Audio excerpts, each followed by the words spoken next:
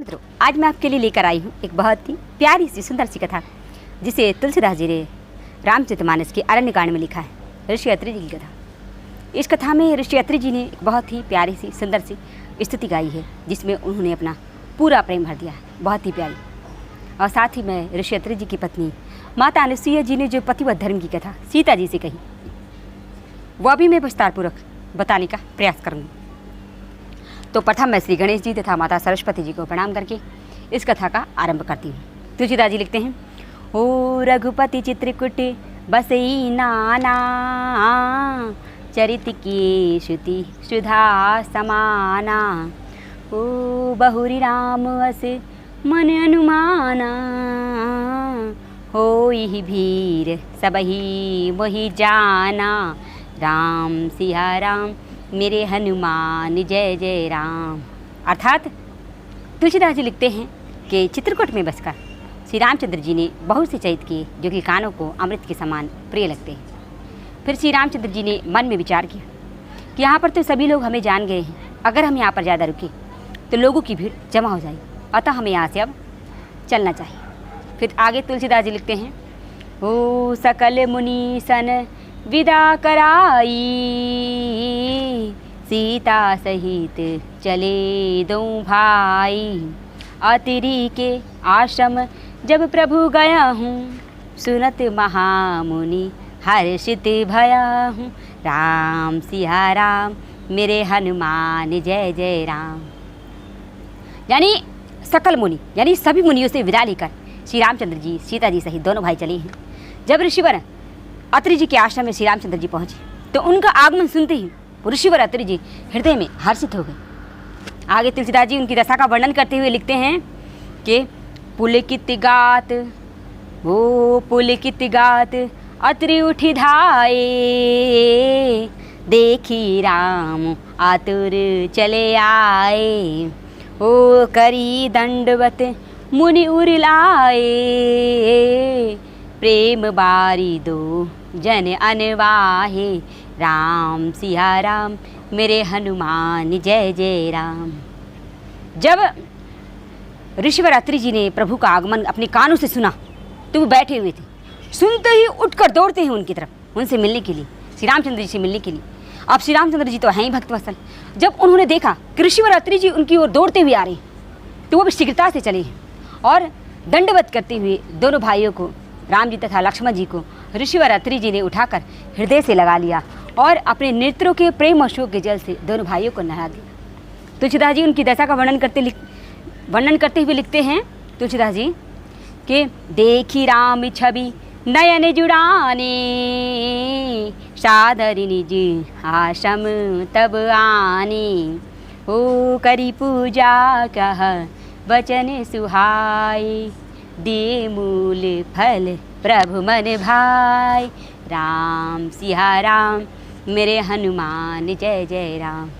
अर्थात ऋषिवर अत्रि जी ने श्री रामचंद्र जी की सुंदर छवि को देखकर अपने नेत्र शीतल की। फिर श्री रामचंद्र जी को ऋषिवर अत्रि जी अपनी कुटिया में ले आए, सुंदर पवित्र उत्तम आसन पर बिठाया और भांति भांति की सुगंधित पदार्थों से, धूप से, दीप से, पुष्प से उनकी पूजा की। फिर ऋषिवर अत्रि जी ने श्री रामचंद्र जी को खाने के लिए कंद मूल फल दिए जो कि प्रभु के मन को बहुत भाए, बहुत रुचे। उन्होंने श्री रामचंद्र जी ने उन फलों को खाकर ऋषिवर अत्रि जी की बहुत बढ़ाई की, बहुत बढ़ाई। फिर आगे तुलसीदास जी लिखते हैं कि ओ प्रभु आसन आसीन सिया रामा, भरी लोचने शोभा निरखी, हो मुनिवर परम प्रवीण सिया रामा, पानी जोरी स्तुति करही। श्री रामचंद्र जी सुंदर आसन पर विराजमान हैं। ऋषिवर अत्रि जी हाथ जोड़कर उनके मुख की ओर देखते हुए स्तुति गाने लगते हैं। बहुत ही प्यारी स्तुति है। नमामि भक्ति वत्सलम कृपालुशील कोमलम, भजामि ते पदाम्बुजम, अकामिनं स्वधामदम, अकामिनं स्वधामदम, निकामि श्याम सुंदरम भवम्भुनाथ मंदरम, प्रफुल्ल कंजलोचनम, मदादिदोषिमोचनम, मदादिदोषिमोचन, प्रलम्भ बाहु विक्रमं, प्रभु अमेव वैभवं, निसंग चाप सायकं, धरात्रिलोकनायकं, धरात्रिलोकनायकं, दिनेश वंश मंडनम महेश चाप खंडन मुनीन्द्र संत रंजनम सुरारि वृंद भंजन मनोज वैरि वंदितम आजादि देव सेवितम प्रसिद्धि बोध विग्रहम समस्ते दूषिनापहम नमामि इंदिरापति सुखाकरम सतागति भजे सशक्ति सनुजनम सचीपति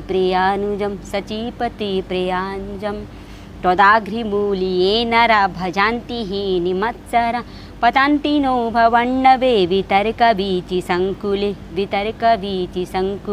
विविक्तिवंशिनं सदा भजन्ति मुक्तये मुदा निरिस्स इन्द्रियादिकं प्रयान्ति ते गतिस्वकं तमिकं भक्तु तं प्रभु निरीहामीश्वरं विभु जगद्गुरु च शाश्वतं तुरीयमेव केवलं भजामि भाववल्लभं कुयोगिनं सुदुर्लभं स्वभक्तिकल्पपदपं समं सुसेव्य नमः अनूपरूप भूपति नतो अहमु विजापति प्रसिद्धि में नमामि ते पदाब्ज भक्ति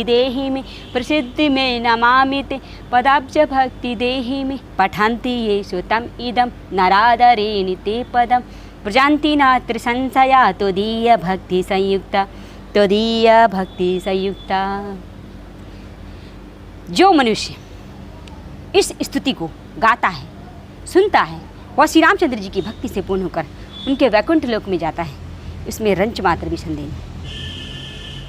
फिर आगे तुलसीदास जी लिखते हैं, ओ विनती करी मुनि नाई सिरू कह जोरी बहोरी रामा कह जोरी बहोरी हो चरण सरोरुहु नात ही जानी कबहु तजे नामति मोरी रामा कबहु तजे नामति मोरी। फिर हाथ जोड़कर ऋषिवर अत्रि जी श्री रामचंद्र जी से कहने लगी। श्री रामचंद्र जी वहाँ पर आसन बांध कर बैठे हुए हैं। तो ऋषिवर अत्रि जी हाथ जोड़कर कहने लगी कि हे प्रभु, मेरी बुद्धि आपके चरण कमलों को कभी ना छोड़े, ऐसा आप मुझे वरदान दीजिए। फिर श्री रामचंद्र जी तथास्तु कहते हैं। फिर आगे तुलसीदास जी लिखते हैं, ओ अनसुईया के पद गई सीता मिली बहोरी सुशील विनीता हो ऋषि पत्नी मन सुख अधिकाई आशीष देहि निकट बैठाई। फिर परम शीलवती विनम्र सीता जी ऋषि अत्रि जी की पत्नी माता अनसुईया जी से उनके चरण पकड़ के उनसे मिली। ऋषि पत्नी माता अनसुईया के मन में बहुत सुख हुआ। उन्होंने सीता जी को बहुत आशीर्वाद दिया और अपने पास बैठा लिया। फिर आगे तुलसीदास जी लिखते हैं कि दिव्य वसन भूषण पहिराए जो निति नूतन मंगल सुहाए। फिर माता अनसुईया ने सीता जी को दिव्य वस्त्र तथा आभूषण पहनाए जो कभी मैले ना होने वाले थे, हमेशा स्वच्छ एवं निर्मल बने रहने वाले थे। फिर कह ऋषि वधू सरस मुदबानी नारी धर्म कछु ब्याज बखानी। फिर इन सब के बहाने माता अनसुईया सीता जी से पतिव्रता नारी के कुछ गुण धर्म बखान कर कहने लगी। अनसुईया माता कहती हैं कि माता पिता भ्राता हितकारी मित्र प्रति सब सुनु राजकुमारी। कि हे राजकुमारी सुनो, माता पिता और भाई ये हित करने वाले हैं, लेकिन ये एक सीमा तक ही हित करने वाले। अमित दानी भरता वैदेही अधम सुनारी जो सेवनते। लेकिन पति तो आसिम सुख को देने वाला है, वो स्त्री अधम है जो कि ऐसे पति की सेवा नहीं करती। फिर आगे माता अनसुईया कहती हैं कि धीरज धर्म मित्र अरुणारी आपत्तिकाल परखई चारी। कि धैर्य धर्म मित्र और स्त्री इन चारों की परीक्षा विपत्ति के समय ही होती। वृद्ध रोग बस जड़ धनहीना अंध न बाधिर क्रोध अतिदीना। कि वृद्ध पति रोग बस यानी बीमारी से ग्रस्त पति, अत्यंत अंधा बहरा पति, अत्यंत दीन एवं गरीब पति, ऐसे हो पति कर किए अपमाना नारी पाई जमपुर दुखनाना। ऐसे भी पति का अपमान करने से जो कि अंधा हो, बहरा हो, अत्यंत ही निर्धन हो, दीन हो और बीमारियों से ग्रस्त हो, ऐसे भी पति का अपमान करने से नारी यमपुरी में नाना प्रकार के दुखों को उठाती। माता अनुसुईया कह रही हैं कि एक ही धर्म, एक ही व्रत नेमा, काया वचन मन पति पति प्रेमा, कि पतिव्रता स्त्री का केवल एक ही धर्म है कि मन, वचन और शरीर से अपने पति के चरणों में प्रेम करे। यही पतिव्रता स्त्री का धर्म है, यही एक व्रत है और यही एक नियम है। फिर आगे तुलसीदास जी लिखते हैं कि जग पतिव्रता चार विधि आहई, वेद पुराण संत सब कही, कि जगत में 4 प्रकार की पतिव्रताएं हैं, ऐसा वेद पुराण और संत कहते हैं, जो कि अपना स्मरण करने वाले पुरुषों का पाप हरण कर लेती हैं सारा। माता अनुसुईया सीता जी से पतिव्रता नारी के भेद बता रही हैं। 4 हैं, उत्तमा, मध्यमा, निकृष्टा और अति निकृष्टा। यह अपना स्मरण करने वाले पुरुषों का सारा पाप हर लेती है, हरण कर लेती है। फिर आगे कहा गया है कि उत्तम के अस बस मन माही, सपने हो आन पुरुष जग नाही। जो उत्तम श्रेष्ठ पतिव्रता कही गई है, जो श्रेष्ठ पतिव्रता होती हैं, वो स्वप्न में भी अपने पति के अलावा पराये पुरुष को जो नहीं देखती, वह श्रेष्ठ एवं उत्तम पतिव्रता कही गई, फर्स्ट पतिव्रता कही गई। फिर मध्यम पर पति देखई कैसे, भ्राता पिता पुत्र निज जैसे। और जो मध्यम वर्ग की पतिव्रता कही गई है, उसके मन में पराये पुरुष के लिए कैसा भाव रहता है। जो उससे छोटा होता है उसे वह पुत्र के रूप में देखती है, जो उससे बड़ा होता है उसे वह पिता के रूप में दिखती है, और जो उसके बराबर का होता है उसे भाई के रूप में दिखती है। फिर धर्म विचारी समुझी कुल रहाई, सो निकुष्ट त्रिया सुति अस कहाई। और जो धर्म को विचार कर कुल की मर्यादा समझकर बची रहती है, वो निकुष्टा है, अर्थात वो निम्न श्रेणी की पतिव्रता कही गई है, ऐसा वेद कहते हैं।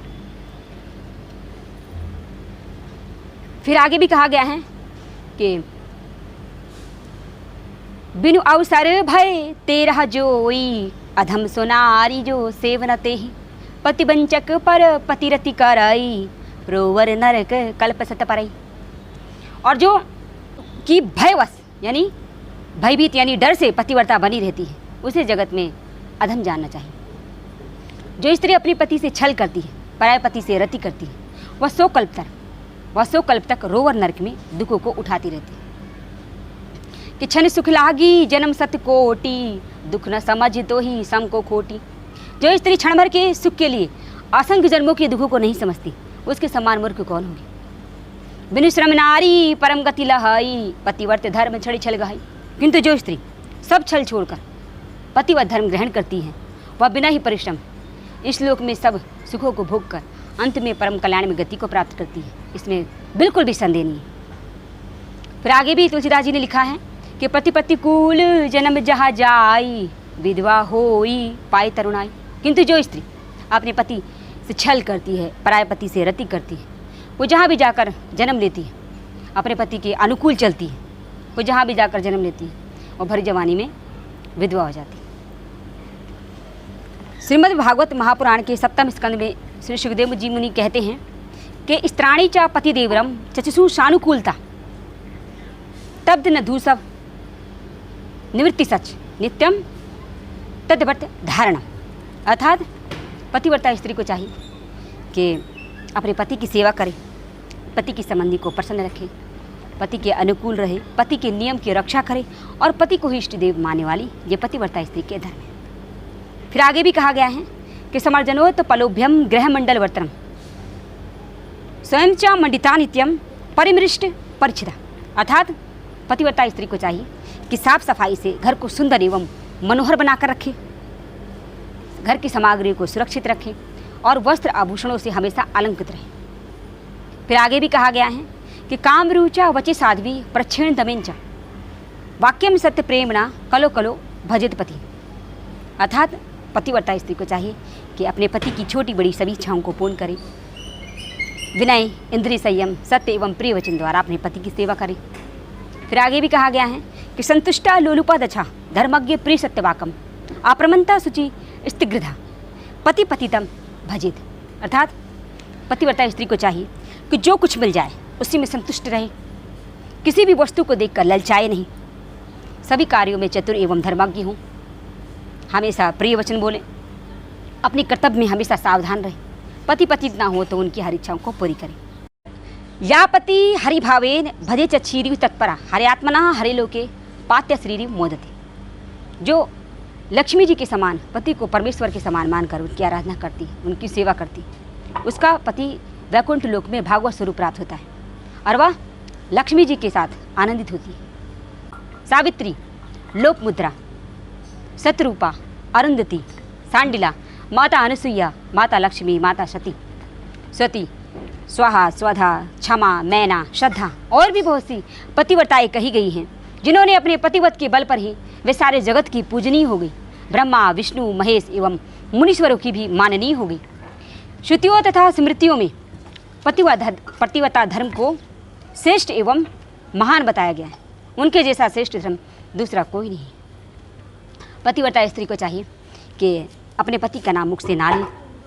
कोई भी गोपनीय बात जानकर 100 बातें होती हैं पति पत्नी के बीच में, उसे हर एक के सामने प्रकाशित ना करें। पति के बिना बोले ही उनके लिए पूजन की सामग्री जुटा दें और अपने पति के हित साधन के यथोचित अवसर की प्रतीक्षा हमेशा करती रहे। पतिव्रता स्त्री को चाहिए कि अपने पति की आज्ञा लिए बिना वह कोई भी तीर्थ यात्रा पर ना जाए, ना ही व्रत उपवास इत्यादि करे, अन्यथा उसका फल नहीं मिलता और वह परलोक में नरकगामी होती। किंतु जो स्त्रियां अपने पति की आज्ञा लिए बिना ही व्रत उपवास इत्यादि कर लेती हैं, वो अपने पति की आयु हर लेती हैं। तीर्थानि तु या नारी पति पदोकम पीवेत तस्मानि सर्वाणि तीर्थानि क्षेत्राणि च न संशय। अर्थात जिस स्त्री को तीर्थ यात्रा के फल पाने की इच्छा, वह अपने पति के चरणों को धोकर पिए, उसके लिए उसी में सारे तीर्थ क्षेत्र निवास करते हैं, इसमें बिल्कुल संशय नहीं। पतिव्रता स्त्री को चाहिए कि सुख दुख में अपने पति के साथ रहे, क्योंकि सुख दुख तो मौसम की तरह है, आते जाते रहते हैं, तो उनका साथ कभी ना छोड़े। देवता, पितर, अतिथिगण, सेवक वर्ग, गौ माता, भिक्षुक समुदाय को अन्न का भाग दिए बिना कभी भोजन ना करें। अगर ये सब करने में समर्थ ना हो तो गाय माता को रोटी जरूर खिलाएं। ओखली, मूसल, सील, झाड़ू, चौखट की नीचे वाली लकड़ी पर कभी ना बैठे। हमेशा मीठे वचन बोले, प्रसन्न रहें। और पतिव्रता स्त्री को चाहिए कि पति से द्वेष रखने वाले, जो पति से द्वेष रखते हैं, उनका वो कभी भी आदर ना करें और वस्त्रहीन होकर तो बिल्कुल स्नान ना करें। हमेशा प्रसन्न रहें और खर्च की ओर से थोड़े हाथ पीछे खींच कर रखें। पतिव्रता स्त्री के लिए उसका पति ही ब्रह्मा, विष्णु एवं महेश से अधिक माना गया है। पतिव्रता स्त्री को चाहिए कि कलेश तो बिल्कुल भी ना करें, किसी की निंदा तो दूर से ही त्याग दें, निंदा तो बिल्कुल ना करें। जो पति को बाहर से कमाकर, जब पति घर में कमाकर पैसे लाएं, जितना भी कमा कर लाएं अपनी मेहनत से, उसे महाप्रसाद समझकर स्वीकार करें। उनके चरण दबाएं, जो उनके चरण दबाती हैं, भोजन, जल, वस्त्र का प्रबंध करती हैं, अपने पति के यानी अपने प्रीतम के खेद को दूर करती हैं, अनन्य उपाय से उन्हें संतुष्ट करती हैं, तो मानो उन्होंने तीनों लोक को संतुष्ट एवं तृप्त कर दिया। भर्ता देवो गुरु भर्ता धर्म तीर्थ बतानी च तस्मात् सर्वम परित्यज्यम पतिमेकम समचन्ति। पतिव्रता स्त्री के लिए पति ही गुरु, देवता, धर्म, तीर्थ, व्रत सब कुछ होता है। अतः पतिव्रता को एकमात्र अपने पति की ही आराधना करनी चाहिए। सधन्य जन्नी लोके सधन्य जन का पिता धन्य सा च पति यस्य ग्रह देवी पतिव्रता। पितुवंशय, मातुवंशय, पतिवंशय शास्त्र शास्त्र पतिव्रता पुण्य स्वर्ग सौख्यानि भुर्जन्ति। अर्थात धन्य है वो माता जगत में, वो पिता धन्य है, वह पति धन्य है जिस घर में पतिव्रता नारी वास करती है, जो पति को ही इष्ट देव मानकर उनकी आराधना करती है, उसका पति वैकुंठ लोक में भागवत स्वरूप प्राप्त होता है। इसमें बिल्कुल संशय नहीं, बिल्कुल भी संशय नहीं। फिर आगे भी कहा गया है कि पतिव्रता याचरण यत्र यत्र स्पेशु भद्र तत्र तत्र भावेत साही पाप घंतरी सिपावन। अर्थात पतिव्रता स्त्री जहाँ जहाँ पर अपना पैर रखती है, वहाँ की भूमि पाप हारनी हो जाती है, परम पावन बन जाती है। और पतिव्रता के पुण्य के प्रताप से उसके माता, पिता और पति कि कुल की 3 पीढ़ियाँ स्वर्गलोक में सुखपूर्वक रहती हैं। किंतु जो दुराचारणी स्त्रियाँ अपना सील भंग कर लेती हैं, वे अपने माता, पिता तथा पति तीनों के कुल को नीचे गिरा देती हैं। भगवान सूर्य, अग्निदेव, वायुदेव अपने आप को पवित्र करने के लिए पतिव्रता का ही स्पर्श करते हैं। जल भी सदैव पतिव्रता का ही स्पर्श करना चाहता है। उसे स्पर्श करके वह अनुभव करता है कि हाँ, अब मेरी जड़ता का नाश हो गया, अब मैं सबको पवित्र करने वाला बन गया। भार्या मूल गृहस्थ भार्या मूल सुखस्य, भार्या धर्म फवापते, भार्या संतान वृद्धि। भार्या ही गृहस्थ आश्रम की जड़ है, भार्या ही सुख का मूल है, भार्या ही से धर्म के फल की प्राप्ति होती है और भार्या ही संतान वृद्धि होने में कारण है। भार्याहीन पुरुष न ही देव यज्ञ करने का अधिकारी है, न ही अतिथि यज्ञ करने का अधिकारी है और न ही पितृ यज्ञ करने का अधिकारी माना गया है। किंतु भार्या सहित पुरुष इस लोक तथा परलोक दोनों पर विजय प्राप्त कर सकता है। क्या घर घर में अपने रूप तथा लवण्य पर गर्व करने वाली स्त्रियां नहीं हैं? किंतु पतिव्रता स्त्री तो भगवान विश्वनाथ शिव जी की भक्ति करने से ही प्राप्त होती है। वास्तव में गृहस्थ वही है जिस घर में पतिव्रता नारी वास करती है, अन्यथा दूसरी स्त्रियां तो पुरुष को उसी प्रकार अपना ग्रास्य भोग्य बनाती है जैसे कि जरावस्था में राक्षसी। यथा गंगव गहीन शरीरम पावनम भवित तथा पतिव्रता दुष्टवा सकलम पावनम भवित। अर्थात गंगा में स्नान करने से हमारे सारे पाप धुल जाते, हम पवित्र हो जाते। उसी प्रकार केवल पतिव्रता का दर्शन करने मात्र से सब कुछ पावन हो जाता है।